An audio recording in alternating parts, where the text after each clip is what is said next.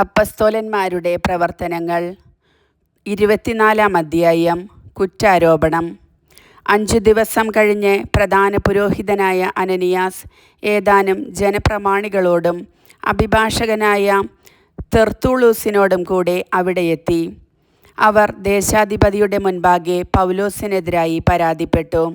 അവനെ കൊണ്ടുവന്നപ്പോൾ തെർത്തുള്ളൂസ് ഇങ്ങനെ കുറ്റാരോപണം തുടങ്ങി.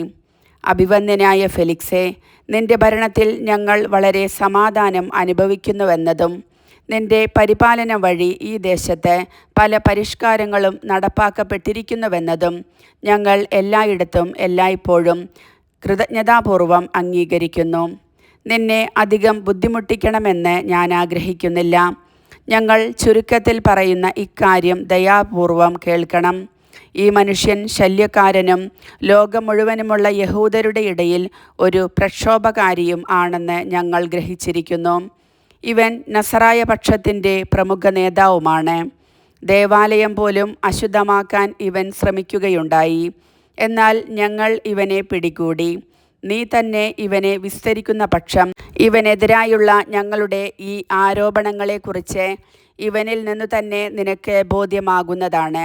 ഇതെല്ലാം ശരിയാണെന്ന് പറഞ്ഞുകൊണ്ട് യഹൂദരും കുറ്റാരോപണത്തിൽ പങ്കുചേർന്നു.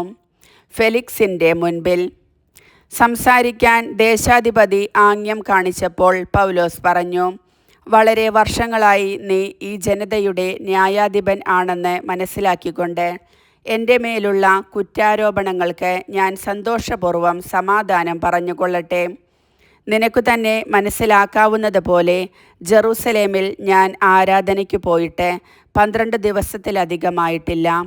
ഞാൻ ദേവാലയത്തിലോ സിനഗോഗുകളിലോ നഗരത്തിലെവിടെയെങ്കിലുമോ വെച്ച് ആരോടെങ്കിലും തർക്കിക്കുന്നതായോ ജനങ്ങളെ സംഘടിപ്പിക്കാൻ ശ്രമിക്കുന്നതായോ അവർ കണ്ടിട്ടില്ല. ഇപ്പോൾ എനിക്കെതിരായി കൊണ്ടുവരുന്ന ആരോപണങ്ങൾ തെളിയിക്കാനും അവർക്ക് സാധിക്കുകയില്ല. എന്നാൽ നിന്റെ മുൻപിൽ ഇതു ഞാൻ സമ്മതിക്കുന്നു. അവർ ഒരു മതവിഭാഗം എന്ന് വിളിക്കുന്ന മാർഗമനുസരിച്ച് ഞങ്ങളുടെ പിതാക്കന്മാരുടെ ദൈവത്തെ ഞാൻ ആരാധിക്കുന്നു. നിയമത്തിലും പ്രവചന ഗ്രന്ഥങ്ങളിലും എഴുതപ്പെട്ടിരിക്കുന്നവയെല്ലാം ഞാൻ വിശ്വസിക്കുകയും ചെയ്യുന്നു. നീതിമാന്മാർക്കും നീതിരഹിതർക്കും പുനരുദ്ധാനമുണ്ടാകുമെന്നാണ് ദൈവത്തിലുള്ള എൻ്റെ പ്രത്യാശ. ഇവരും ഇതുതന്നെ പ്രത്യാശിക്കുന്നവരാണ്. ദൈവത്തിൻ്റെയും മനുഷ്യരുടെയും നേർക്ക് എല്ലായ്പ്പോഴും നിഷ്കളങ്കമായ മനസാക്ഷി പുലർത്താൻ ഞാൻ അത്യന്തം ശ്രദ്ധാലുവാണ്. വളരെ വർഷങ്ങൾക്കു ശേഷം ഞാൻ വന്നത് എൻ്റെ ജനത്തിന് ദാനധർമ്മങ്ങൾ എത്തിക്കാനും കാഴ്ചകൾ സമർപ്പിക്കാനുമാണ്. ഞാൻ അത് നിർവഹിക്കുന്നതിനിടയിൽ ശുദ്ധീകരണം കഴിഞ്ഞ് ദേവാലയത്തിലായിരിക്കുമ്പോഴാണ് ഇവർ എന്നെ കണ്ടത്. എൻ്റെ കൂടെ ജനക്കൂട്ടമൊന്നും ഇല്ലായിരുന്നു, ബഹളമൊന്നും ഉണ്ടായതുമില്ല.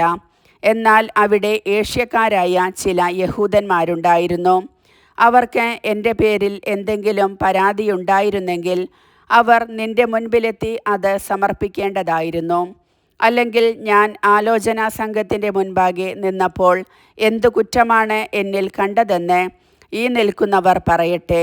മരിച്ചവരുടെ പുനരുദ്ധാനം സംബന്ധിച്ചാണ് ഇന്ന് നിങ്ങളുടെ മുൻപിൽ ഞാൻ വിസ്തരിക്കപ്പെടുന്നത് എന്ന് അവരുടെ നടുക്കു നിന്നപ്പോൾ വിളിച്ചു പറഞ്ഞതൊഴികെ മറ്റൊരു കുറ്റവും ഞാൻ ചെയ്തിട്ടില്ല.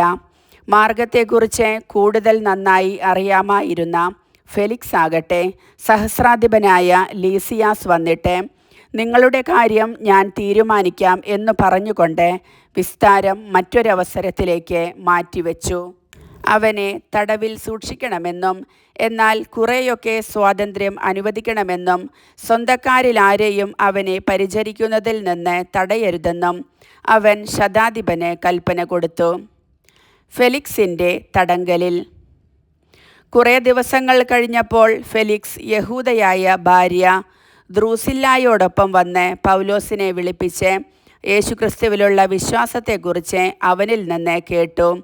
അവൻ നീതിയെക്കുറിച്ചും ആത്മനിയന്ത്രണത്തെക്കുറിച്ചും വരാനിരിക്കുന്ന ന്യായവിധിയെക്കുറിച്ചും സംസാരിച്ചപ്പോൾ ഫെലിക്സ് ഭയപ്പെട്ട് ഇങ്ങനെ പറഞ്ഞു, തൽക്കാലം നീ പൊയ്ക്കൊള്ളുക.